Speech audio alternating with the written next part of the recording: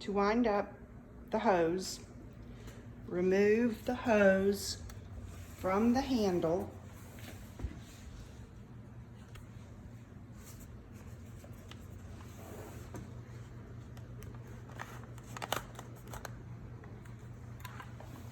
So you have the hose off the handle. Walk over here. This is in the locked position.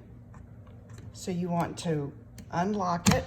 You can kind of feel the play in it. Then you're going to turn the hose on and it's going to vacuum the hose. You're going to turn the motor on and it's going to vacuum the hose up into tubes in the walls. It works pretty fast, so kind of watch. Now what I'm going to do is I'm going to put my hand over the end of this hose, and that's what's going to create enough suction to pull the hose into the wall.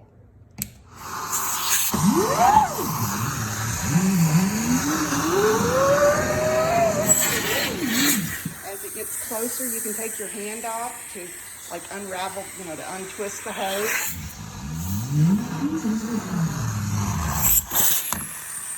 Turn it off. Slide the handle all the way over. Whoops, turn that off. Turn that off.